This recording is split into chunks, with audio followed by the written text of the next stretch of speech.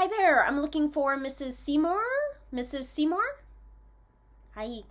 All right, and just to confirm, you are associated with Princess Flu Flu, a 6-month-old Norwegian forest cat, in for an ovarian hysterectomy today.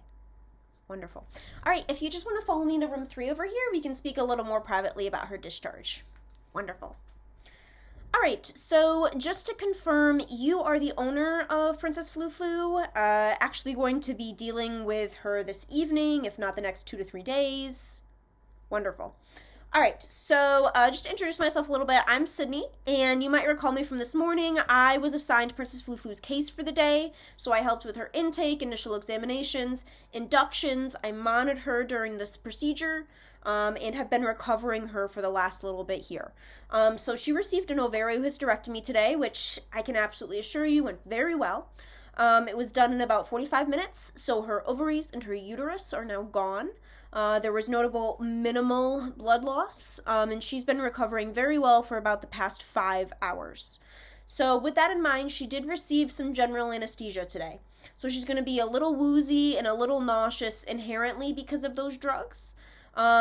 But also it's going to be a little compounded by the pain medicine that she did receive, and the simple fact that she did have a little bit of a painful procedure today. So we're expecting her to be a little disoriented, a little not super confident in understanding where her feet are being placed, and a little hypersensitive to light and noise. So with this in mind, we have her in a quiet, dark, padded area at the moment. And it would be nice if we could try to keep that the reality for at least this evening when her system goes through most of the drugs that are still in there for the procedure. So possibly is keeping her in the cage for the evening of reality. That's absolutely fine. Absolutely fine.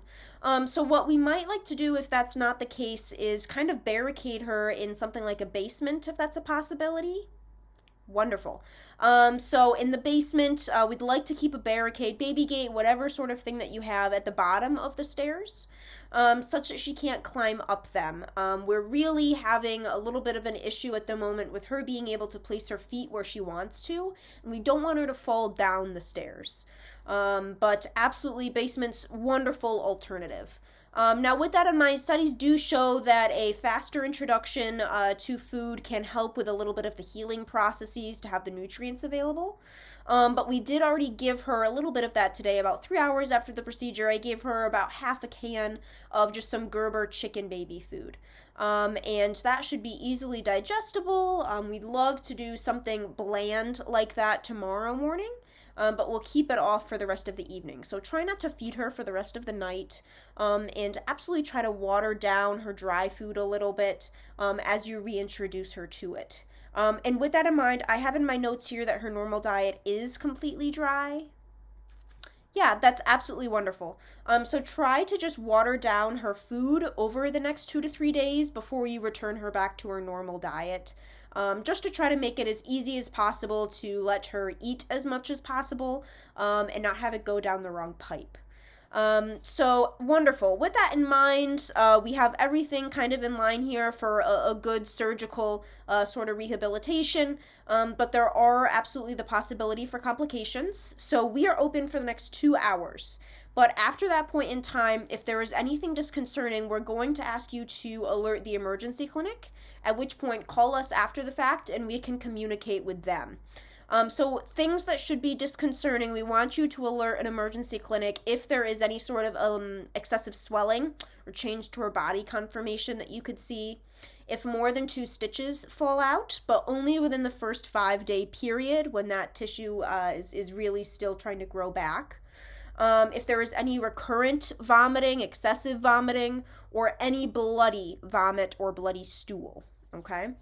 Now, with that in mind, we are going to be sending you home with some things today. So in surgery, she received something called Medicam, which is a long-acting anti-inflammatory to help with the healing process, and that should be lasting her all day.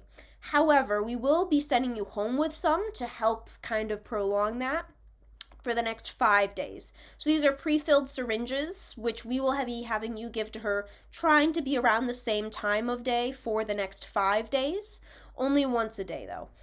So what you're going to do is we sent you a video in a little bit of this discharge kind of email. about how to safely open her mouth. Because Metacam is quite bad tasting to cats, so she's going to want to clamp down, and we want to make sure to keep your fingers safe. So go ahead and give that a try and a watch. And tomorrow morning, go ahead and give her her first dose, and again, only once a day for the next 5 days.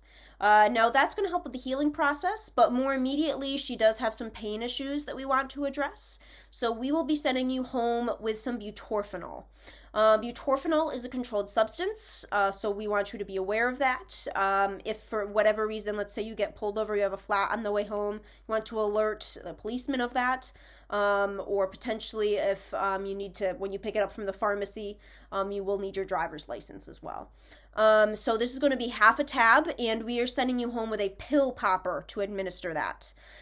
So this is going to be something to give, trying right in the back of her mouth so she doesn't just spit it out. And you're going to give her half a tab once a day for the next 2 days, because again, she already got her dose today. So finally, I guess just a little bit of a big picture here. Surgery went very well today.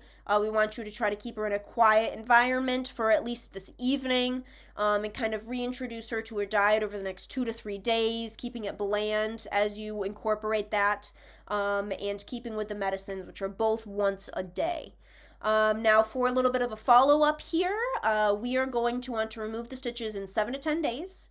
If you don't have any concerns, that can just be a tech appointment to save a little bit of time for you and stress for Princess Flu. But that is absolutely going to be something I'm going to have you schedule up front once we're done here.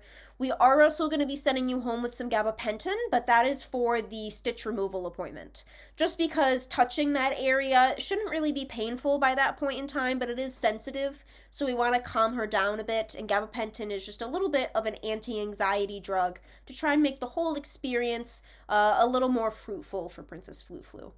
And of course, call if you have any concerns. Again, those markers were excessive swelling, more than 2 stitches falling out for the first 5 days, and then recurrent excessive vomiting, bloody vomiting, or stool. Are there any questions that you have for me, kind of with the big picture there? All right, wonderful. So I'm going to send you to the front to make up that follow appointment for 7 to 10 days. And I'm going to get Princess Flu, assemble your medications, everything except the controlled substance. You're going to have to go to the pharmacy for that. And the script's already been called in for you. And you can get on your way here. All right, thank you again, and I wish you a wonderful, if not dramatic evening.